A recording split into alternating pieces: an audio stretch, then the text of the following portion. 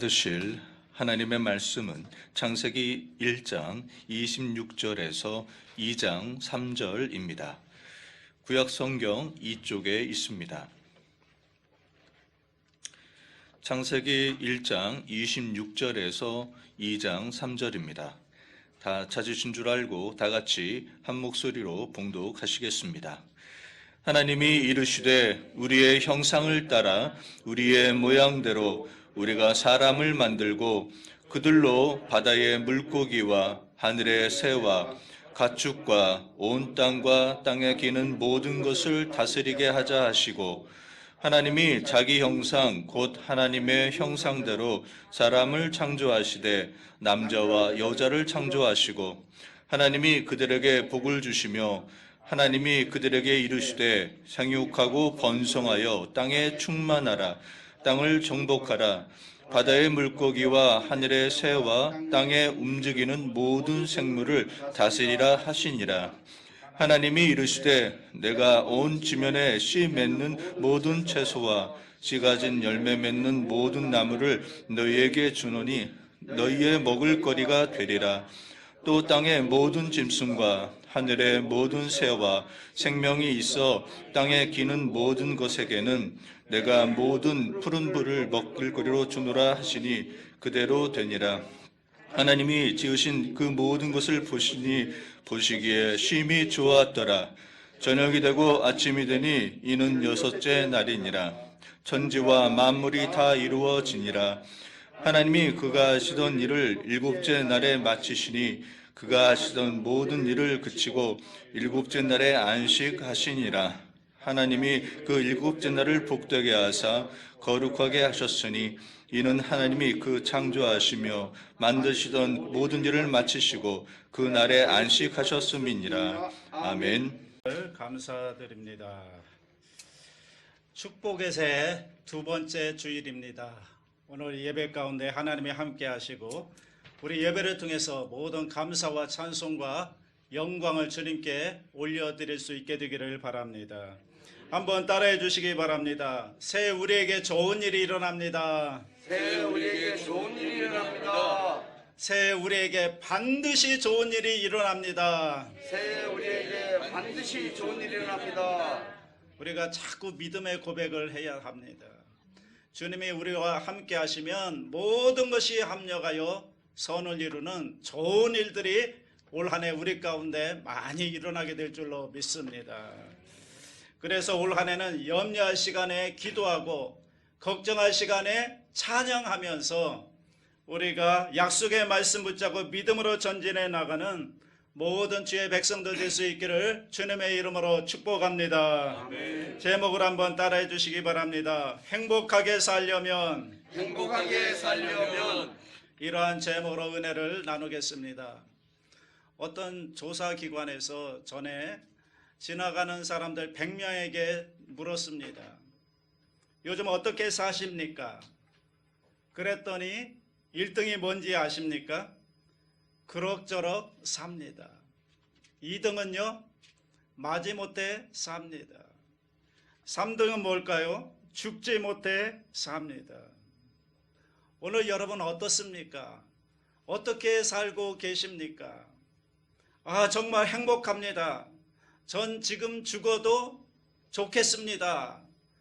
이렇게 행복한 참 고백이 우리의 대답이었으면 좋겠는데, 왜 사람들은 행복하게 살기를 원하는데 그렇게 살기 위해서 치열하게 살아가고 있는데 왜 행복하게 살지 못할까? 여러분, 하나님의 우리를 향한 소원이 뭔지 아십니까? 하나님이 우리를 향한 소원이 있습니다. 데살로니가전서 5장 16절 18절이죠. 항상 기뻐하라. 쉬지 말고 기도하라. 범사에 감사하라. 이것이 그리스도 예수 안에서 너희를 향하신 하나님의 뜻이니라. 우리를 향하신 하나님의 뜻이 뭐냐면 항상 기뻐하는 것이고, 그리고 항상 주님과 교제하는 것이고, 그러면서 범사에 감사하는 것이 우리를 향하신 하나님의 소원이고 뜻입니다. 여러분, 하나님의 관심은 어디에 있는 줄 아세요? 하나님의 관심은 우리에게 있습니다. 하나님의 기쁨이 바로 저와 여러분들입니다. 여러분, 우리의 기쁨이 하나님의 기쁨이고 우리의 감사가 하나님의 감사가 되는 것입니다. 그런데 하나님께서 우리가 그렇게 행복하기를 원하시는데 왜 우리는 행복하지를 못할까? 여러분, 우리의 소원도 마찬가지 아닙니까? 우리도 행복하게 살기를 원하잖아요. 우리의 뜻과 소원도 행복하게 잘 사는 거 아닙니까? 올 한 해 동안 그 어느 해보다 더 행복하게 살았으면 좋겠다. 이것이 저와 여러분의 소원이고 하나님의 소원도 우리의 소원도 행복한 것입니다. 그래서 행복하게 살기 위해서 돈도 벌고 행복하게 살기 위해서 하기 싫은 공부도 열심히 하고 행복하게 살기 위해서 아침에 일찍 일어나고 늦게 수고하는 그런 수고를 마다하지 않는데 그럼에도 불구하고 왜 우리 가운데는 행복하게 잘 사는 사람을 찾아보기가 어려울까? 왜 그럴까요? 어떻게 해야 행복하게 잘 살 수 있을까요? 오늘 이러한 질문을 가지고 오늘 우리 하나님이 주신 말씀을 함께 읽어가면서 여러분 스스로 이 질문에 대한 답을 하나씩 찾아갈 수 있게 되기를 바랍니다. 오늘 이 귀한 은혜가 함께하기를 주님의 이름으로 축복합니다. 창세기를 보시면요, 창세기 1장부터 이제 하나님의 창조가 천지를 창조해 가십니다. 첫째 날부터 다섯째 날까지 인간 창조를 제외한 6일째 되는 날에 동물을 창조하기까지 모든 창조를 이제 완성을 향해 나아가고 있습니다. 그리고 이제 남은 것은 인간 창조입니다. 오늘 우리가 읽었던 말씀이 이제 사람을 창조하는 말씀으로부터 시작되거든요. 하나님께서 인간을 만드실 때 다른 피조물들을 만드실 때와는 사뭇 분위기가 좀 다릅니다. 지금까지는 하나님이 말씀하시면 그대로 있었습니다. 하나님이 빛이 있으라 그러니까 빛이 있었습니다. 일정한 템포를 가지고 진행해 오던 이 창조의 템포가 갑자기 인간을 창조하는 장면에 와서는 잠시 멈춥니다. 그것이 오늘 우리가 읽은 첫 번째 줄인 26절입니다. 26절 말씀을 다 같이 합니다. 하나님이 이르시되 우리의 형상을 따라 우리의 모양대로 우리가 사람을 만들고 그들로 바다의 물고기와 하늘의 새와 가축과 온 땅과 땅에 기는 모든 것을 다스리게 하자 하시고, 여기 보면 하나님이 어떻게 표현되는가 하면 우리라고 하는 이 복수 단어로 사용되고 있습니다. 여러분 알다시피 우리 하나님은 한 분이시잖아요. 사실 그래서 하나님을 표현할 때 우리가 아니라 내가 이렇게 해야 맞는 건데, 그런데 성경은 복수형으로 나오고 있습니다. 왜 성경은 복수형을 쓰고 있을까요? 왜 여기서 복수형을 사용하고 있는가? 여기에 나오는 우리가 만들자, 나세, we make라고 하는 이 단어가 의미가 있어요. 이 단어를 크게 두 가지로 우리들이 볼 수 있는데요. 첫 번째, 이 표현은 언제 쓰이는가 하면 심사숙고할 때입니다. 숙고할 때 우리라는 표현을 하나님이 쓰십니다. 중요한 결정을 눈앞에 두고 그것이 너무너무 중요하기 때문에 하던 일을 잠시 멈추고 한 번 더 생각해 보는 것입니다.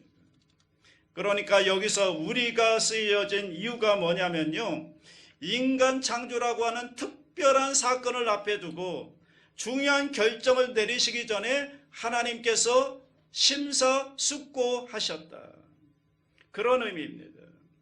또 하나의 표현은요, 이 천상회의 때 쓰여지는 표현입니다. 이사야가 소명을 받을 때 그때 기사를 보면 이사야 6장 8절을 보면 주께서 이르시되 내가 누구를 보내며 누가 우리를 위하여 갈고 하시네. 여기도 보면 우리라는 단어가 등장하죠. 하나님을 우리라고 하는 표현으로 사용하고 있습니다. 여기서의 우리는 하나님의 천상회의에서 천상의 존재들과 함께 하늘의 일을 상의할 때, 중요한 일을 논의할 때, 회의할 때 쓰여지는 표현입니다. 공동체적인 복수형입니다. 그러니까 하나님께서 최초의 인간을 창조하실 때 천상의 존재들을 소집하고 회의를 하시고 숙고하신 다음에 논의 끝에 인간을 창조하셨다. 여기서 하나님은 그들과 더불어 인간 창조를 논의하십니다. 그 이전까지 하나님은 홀로 천지를 창조하셨어요. 홀로 결단하셨고 말씀으로 창조하셨어요. 그렇지만 이 인간 창조를 눈앞에 두시고는 하나님이 홀로 하신 것이 아니라 거기서 하늘의 그 모든 천상의 존재들을 불러 모으시고 회의를 여시고 그들과 함께 논의하셨다. 이런 두 가지로 우리라고 하는 복수형이 쓰여지고 있는 것입니다. 이 중 어느 것이든지 하나님이 스스로 숙고하셨든지 아니면 천상의 존재들과 회의를 하셨든지 중요한 것은요, 하나님이 인간을 창조하실 때 그냥 하신 게 아니라는 거예요. 그냥 주어진 다른 창조 템포를 따라 하신 것이 아니라 그 앞에서 하나님께서 심사숙고하셨다. 그리고 이러한 심사숙고 끝에 하나님이 인간을 만드신 것입니다. 자, 그러면 뭘 하나님이 그렇게 심사숙고하셨을까? 왜 하나님이 인간을 만드시기 전에 그렇게 숙고를 하셨을까? 여러분, 하나님의 창조의 마지막이 뭐죠? 하나님의 창조의 마지막이 인간 창조예요. 인간 창조. 왜 하나님이 인간을 마지막에 창조하셨는가 하면 하나님이 만드신 모든 창조 세계를 관리하는 관리자로 세우시기 위해서 인간을 마지막에 창조하신 것입니다. 자, 이제 문제는 하나님의 고민이 바로 여기에 있지 않았을까? 과연 잘할까? 과연 인간이 하나님이 창조한 모든 세계를 잘 관리하고 운영할 수 있을까? 과연 사람의 창조가 창조의 면류관이 될지 아니면 창조의 십자가가 될지 하나님은 분명히 아셨을 것입니다. 여러분, 하나님이 분명히 아시지 않았을까요? 여러분, 그래서 결과가 어떻게 됐나요? 결국은 인간이 하나님 말씀에 불순종했습니다. 그래서 하나님이 만들어 놓았던 그 아름답던 에덴 동산을 다 파괴했습니다. 온 우주를 엉망으로 만들어 놓았잖아요. 하나님이 원하시는 길을 가지 않았어요. 인간들이 자기의 욕심의 길, 죄악의 길을 갔습니다. 그것을 아셨음에도 불구하고 하나님께서 심사숙고 끝에 인간을 만들어 창조하셨다. 이것이 오늘 성경에서 주는 메시지가 아닐까요? 왜 그랬을까요? 하나님의 사랑입니다. 하나님의 사랑, 하나님의 사랑. 분명히 반역하고 죄악된 길을 가고 타락하고 하나님이 창조한 모든 세계를 엉망으로 망쳐놓을 걸 아셨음에도 그럼에도 불구하고 사랑하시는 하나님의 사랑이 인간을 창조하신 것입니다. 독일의 신학자였던 헬무트 틸리케가 이 구절을 강의하면서 이렇게 얘기합니다. 하나님의 모험이다. 뭐라고요? 하나님의 모험이다. 그러면서 이렇게 말합니다. 하나님은 자신의 모험을 감행하여 스스로를 인간에게 얽매여 놓고 또한 자신이 인간에 의해 멸시당하고 거부당하고 무시당하고 욕을 당할 것을 각오하셨습니다. 이것이 여러분 하나님의 사랑입니다. 분명히 인간이 하나님의 말씀을 어기고 타락할 줄 알았어요. 이것을 아신 하나님, 그래도 안 되면 창조에서 그들이 타락하면 그러면 내가 죽어서라도 회복해야지. 내가 죽어서라도 저들을 구원해야지. 어쩌면 하나님은 창조의 그 순간에 아마 십자가를 생각하지 않았을까요? 인간을 구원하기 위한 하나님의 그 구원의 계획, 끝까지 인간을 놓지 않으시는 인간 창조로서의 인간을 향한 사랑을 하나님은 끝까지 포기하지 않으셨다. 그런 의미에서 인간의 창조는 하나님의 은혜입니다. 만일에 그때 하나님께서 인간을 창조하지 않으셨다면 오늘 저와 여러분은 여기에 없는 거예요. 인류 역사가 어떻게 시작될 수 있겠습니까? 인간이 타락할 줄 알고 창조 세계를 파괴할 줄 알면서도 그럼에도 불구하고 사랑하시는 하나님께서 하나님의 사랑으로 우리를 창조하신 것입니다. 그렇기 때문에 오늘 저와 여러분이 이 자리에 있고 하나님의 은혜를 누리며 살게 되는 것입니다. 이 인간의 창조는 이 하나님의 은혜로부터 시작되었다. 이어지는 27절도 보세요. 다 같이 합니다. 하나님이 자기 형상 곧 하나님의 형상대로 사람을 창조하시되 남자와 여자를 창조하시고, 하나님이 인간을 창조하시는데 어떻게 창조하셨는가 하면 하나님의 형상대로 창조하셨다. 그러면 도대체 하나님의 형상이 뭘까요? 여러분, 하나님의 형상이 뭡니까? 어떤 분들은 하나님의 형상을 설명하면서 인간의 신체적 모양을 하나님의 형상이다 이렇게 생각하는 분들도 있고요. 어떤 사람은 인간이 가지고 있는 이성이나 어떤 도덕적인 성품이 하나님의 형상이다 이렇게 보는 사람도 있고요. 어떤 사람은 인간 안에 있는 영적인 능력을 하나님의 형상이다 이렇게 해석하는 사람들도 있습니다.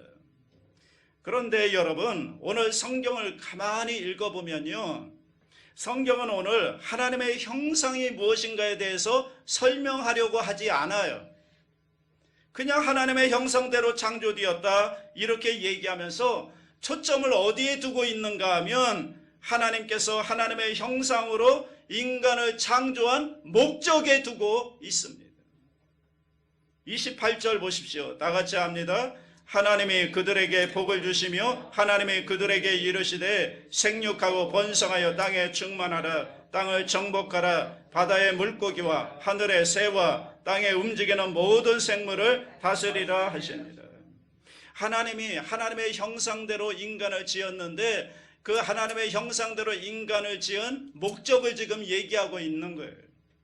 하나님의 형상으로 인간을 창조하신 다음에 그들에게 복을 주시며 생육하고 번성하여 땅에 충만하라 이렇게 말씀하십니다. 이것은요, 다른 생물들에게도 주셨던, 다른 창조물들에게도 주셨던 하나님의 복인 거예요. 그런데 인간에게는 여기에 대해서 한 가지를 더 주십니다. 그게 뭔가 하면 정복하고 다스리라는 명령을 하십니다. 그러니까 하나님께서 인간을 하나님의 형상대로 창조하신 이유가 뭔가? 그들로 하여금 하나님이 만들어 놓으신 창조의 세계를 정복하고 다스리게 하기 위해서 인간을 하나님의 형상대로 지었다는 거예요.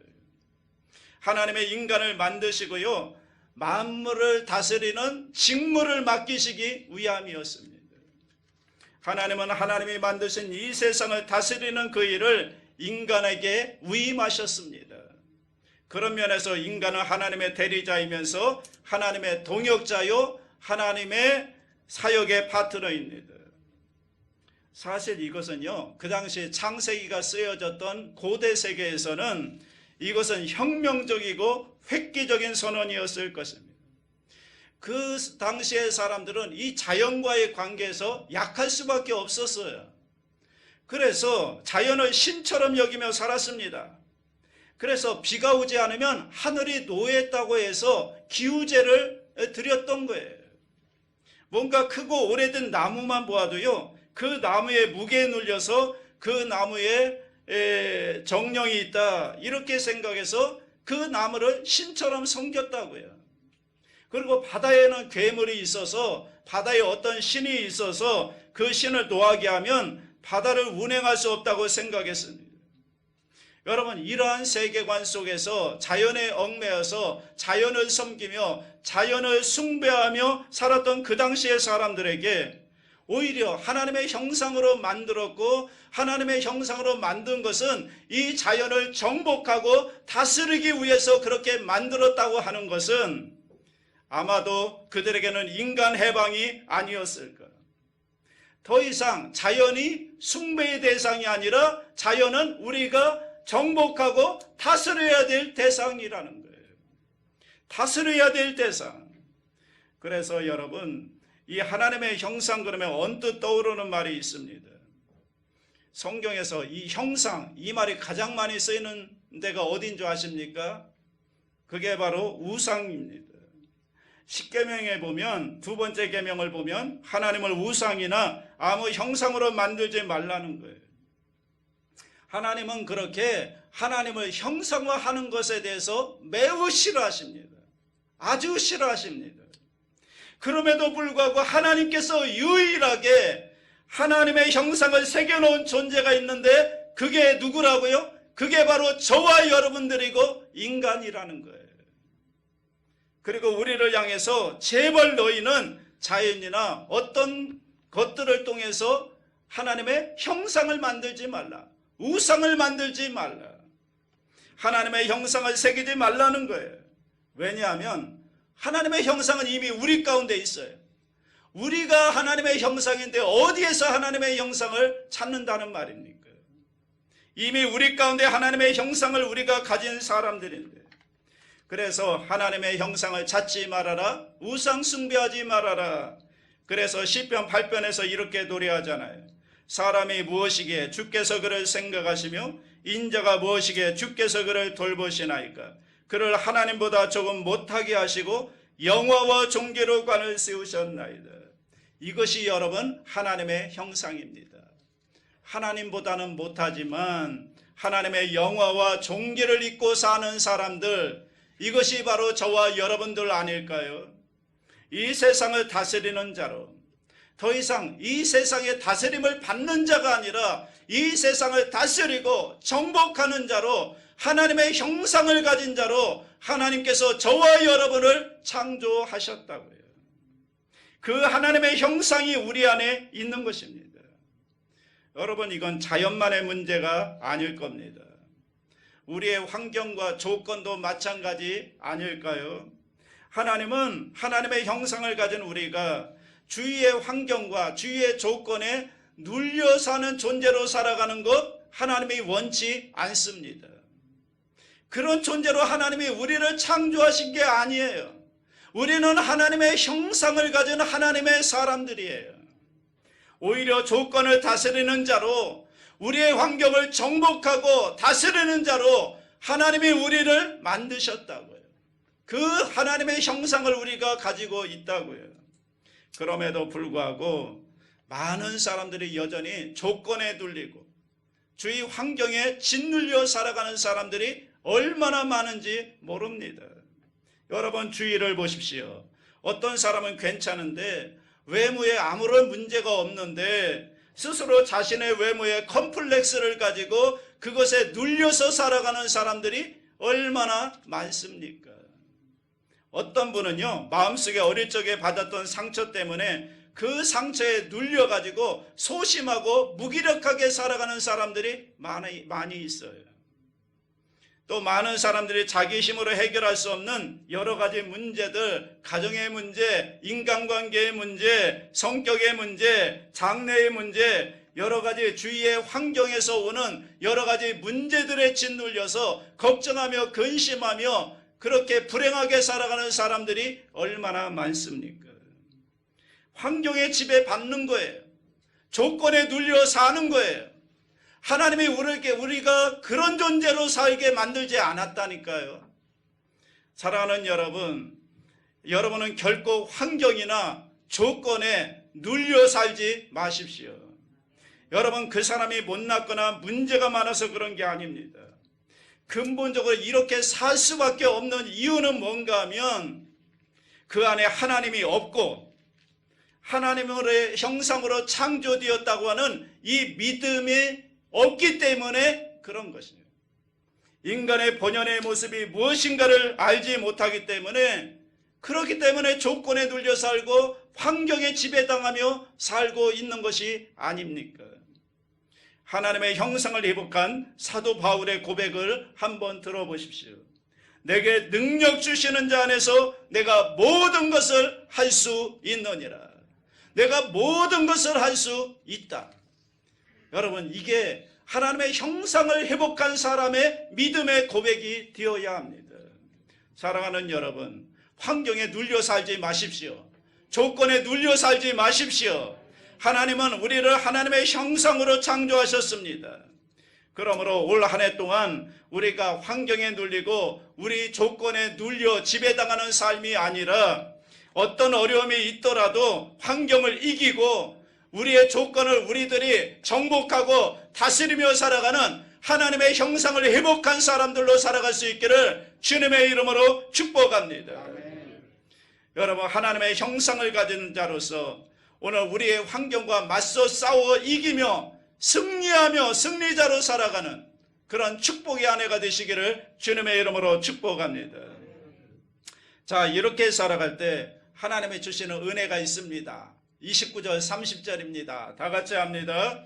하나님이 이르시되 내가 온 지면에 씨 맺는 모든 채소와 씨 가진 열매 맺는 모든 나무를 너희에게 주노니 너희의 먹을거리가 되리라. 또 땅의 모든 짐승과 하늘의 모든 새와 생명이 있어 땅에 기는 모든 것에게는 내가 모든 푸른 풀을 먹을거리로 주노라 하시니 그대로 되니라. 자, 하나님의 형상을 가지고 살아가는 사람들에게 하나님께서 뭘 주세요? 씨 맺는 모든 채소, 씨 가진 열매 맺는 모든 나무를 먹을거리로 주셨다. 여러분, 성경을 잘 보세요. 성경을 자세히 읽어보면요, 열심히 일하면 내가 너희들 먹고 살기에 부족함이 없게 해주겠다, 이게 아니에요. 열심히 일하면 내가 일에 대한 대가를 충분하게 주겠다라는 약속이 아니라 그렇게 살아갈 때 그것과 상관없이 하나님께서 예비해 놓으신 은혜가 있다라는 거예요. 이 은혜가 있다는 거예요. 하나님의 형상을 가지고 하나님의 뜻에 따라 살아갈 때 하나님께서 준비하시고 예배해 놓으신 은혜가 있다라는 거예요. 이것을 예수님의 말씀으로 바꾸어보면 너희가 먼저 그의 나라와 그의 의를 구하면 이 모든 것을 너희에게 더해 주겠다라는 것입니다. 이것이 하나님의 약속이고 하나님의 은혜인 거예요. 여러분, 행복은 이 하나님의 은혜로 사는 데 있지 않을까요? 오늘 우리의 삶이 불행한 이유는 어쩌면 우리가 이 은혜를 잃어버린 채 자신의 노력과 결과로 살려고 하기 때문에 그런 것이 아닌가. 내 인생을 내가 노력하고 내가 계획하고 내가 쟁취한 것으로 내가 이루어가는 것이다 라고 생각하니까 얼마나 그 삶이 힘듭니까? 얼마나 그 삶이 고달픕니까? 이 세상이 우리가 노력한 것에 대해서 공평하게 대가를 주는 땅입니까? 아니잖아요. 그러니까 원망이 나오고 불평이 나오고 우리 인생이 불행할 수밖에 없는 것입니다. 행복은요, 하나님의 은혜로 사는 데 있습니다. 우리가 아무리 집을 세우려고 해도요, 하나님이 허무시면 집을 세울 수가 없는 거예요. 새벽같이 일어나고 밤늦게까지 수고를 해도 하나님이 세워주시지 않으면, 하나님이 은혜 주시지 않으면 그 집이 세워질 수가 없는 거예요. 사람이 마음으로 자기의 교회를 계획할지라도 그 일을 이루시는 분이 하나님이시기 때문에 그 하나님의 도우심이 없다면 여러분, 우리가 아무리 수고하고 노력해도 열매가 없는 것입니다. 하나님의 은혜가 있어야 합니다. 하나님이 도와주셔야 됩니다. 하나님이 세워주셔야 세워질 수가 있는 것입니다. 참된 행복은 오직 하나님의 은혜에 있습니다. 그러므로 우리 인생의 행복은 어디에 있습니까? 대가로 사는 게 아닙니다. 하나님의 은혜로 살아가는 것입니다. 오늘 또 우리가 한 해를 바라보면서 우리의 삶을 바라보면서 모든 것이 하나님의 은혜입니다. 하나님께서 나에게 주신 하나님의 은혜로 나는 삽니다. 이런 고백하는 사람에게 진정한 행복이 있게 될 줄로 믿습니다. 이렇게 살아갈 때 하나님께서 뭐라고 하세요? 31절 보세요. 다 같이 합니다. 하나님이 지으신 그 모든 것을 보시니 보시기에 심히 좋았더라. 저녁이 되고 아침이 되니 이는 여섯째 날이네. 하나님 보시기에 심히 좋았더라. 히브리어로 토브 메우드, 영어로는 very good, excellent, 그런 뜻입니다. 그것 보니까 너무너무 좋은 거예요. 하나님이 만들어 놓으신 것을 보니까 너무너무 좋은 거예요. 더 이상 손댈 필요가 없는 겁니다. 그 과정을 돌아보면서 즐거워하는 겁니다. 이제 남은 건 뭐예요? 남은 건 누리는 것밖에는 없는 거예요. 하나님께서 더 이상 손댈 것이 없도록 완벽한 창조를 해놓았기 때문에 그 창조한 것을 누리는 것입니다. 이렇게 해서 창조가 끝나면 좋겠는데, 그런데 그 다음으로 이어지잖아요. 2장 2절로 3절을 다 같이 봅니다. 시작. 하나님이 그가 하시던 일을 일곱째 날에 마치시니 그가 하시던 모든 일을 그치고 일곱째 날에 안식하시니라. 하나님이 그 일곱째 날을 복되게 하사 거룩하게 하셨으니 이는 하나님이 그 창조하시며 만드시던 모든 일을 마치시고 그날에 안식하셨음이니라. 여러분, 하나님의 창조의 완성은요, 인간 창조에서 끝나지 않습니다. 하나님의 창조의 완성은 안식으로 이어지게 됩니다. 그래서 하나님의 창조의 완성은 안식입니다. 여러분, 그거 아세요? 아담과 하와가 창조된 다음에 그 다음날 맞이한 날이 어떤 날인 줄 아십니까? 여섯째 날에 아담과 하와가 창조되었죠. 그리고 하룻밤 자고 났어요. 자고 일어났더니 그 다음날이 뭐예요? 안식일이에요. 더군다나 유대인들의 안식일은 그날 저녁부터 시작되잖아요. 그렇다면 첫사람 아담은 태어나자마자 뭐부터 시작한 겁니까? 안식부터 시작한 거예요. 일이 아니라고요. 노동이 아니라고요. 인간이 제일 먼저 시작한 것은 안식으로부터 출발했다고요. 여러분, 뭔가 좀 다르지 않나요? 하나님은 6일 동안에 천지를 창조하시고 창조한 일을 끝낸 다음에 쉬셨지만 인간은 다르다고요. 인간은 뭡니까? 사람이 창조되어서 처음으로 맞는 게 일이 아니라고요. 노동이 아니라고요. 안식이에요. 안식. 여러분, 안식을 먼저 경험하고 그 다음에 그들의 삶이 시작됩니다. 여러분, 잘 보세요. 이것이 여러분 하나님의 은혜가 아닐까요? 하나님은 창조를 통해서 사람들의 필요한 모든 것을 다 창조해 놓으셨습니다. 사람들을 위한 모든 준비의 종짓밭지가 바로 기쁨이라고 이름하는 에덴 동산인 거예요. 그리고 나서 하나님께서 그 다음에 인간을 창조하셨다고요. 그래서 은혜라고 하는 거예요. 여러분, 이제부터 열심히 일해서 네가 갈고 경작한 후에 그 무언가 그 결과를 가지고 그 다음에 무언가 쉬는 것이 아니라고요. 뭔가를 준비한 다음에 오는 안식이 아니라는 거예요. 그와는 반대로 모든 것이 다 준비되어 있어요. 그래서 사람이 태어나서 처음 한 일은 뭐라고요? 안식이라니까요. 안식. 일이 아니라니까요. 여러분, 그래서 우리가 침례 받기 전에 침례 문답할 때 물어보는 중요한 질문이 있죠. 인간의 인생의 목적이 무엇입니까? 그러면 뭐라고 대답해요? 하나님을 영화롭게 하고 그분을 영원토록 즐거워하는 것입니다. 여러분, 이것이 신앙의 진리입니다. 하나님을 영화롭게 하고 그분을 즐거워하는 것. 여러분, 올 한 해 우리가 그렇게 살 수 있다면 그러면 올 한 해 우리 삶이 좀 달라지지 않을까요? 복잡하게 생각하지 마세요.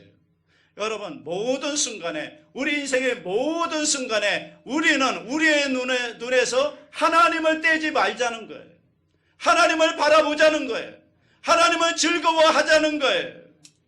하나님을 바라보고 여러분, 모든 것을 준비하시고 모든 것을 준비하신 다음에 인간을 만드시고 그 인간을 그곳에 살게 하신 하나님, 모든 것을 예비하시고 준비하시고 인도하시는 창조주 하나님께서 2021년이라는 에덴 동산을 창조하시고 모든 것을 준비하시고 예비하시고 인도하시는, 우리의 필요한 모든 것을 준비하신 다음에 저와 여러분을 부르신다는 이 사실을 믿음으로 여러분 깨달을 수 있게 되기를 주님의 이름으로 축복합니다.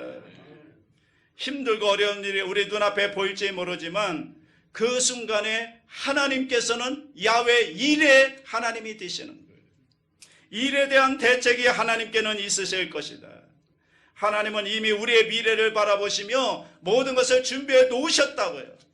오늘 2021년을 우리에게 허락하신 것은 그리고 우리를 부르시는 것은 2021년이라는 에덴 동산을 창조해 놓으시고 우리가 사용할 필요한 모든 것들을 준비해 놓으시고 그 다음에 우리를 부르신다고요. 그 하나님의 믿음으로 부르심에 응답할 때 하나님이 주신 모든 것들을 누리며 살 수가 있는 것입니다. 이러한 믿음으로 올 한 해를 우리가 시작할 수 있다면, 이 창조주 하나님과 2021년을 함께 할 수 있다면 여러분, 오늘 우리에게 두려움이 어디 있겠습니까? 로마서 5장 8절에 우리가 아직 주인 되었을 때 그리스도께서 우리를 위하여 죽으심으로 하나님께서 우리에 대한 자기의 사랑을 확증하셨느니라. 이 하나님이 우리 하나님이 되십니다.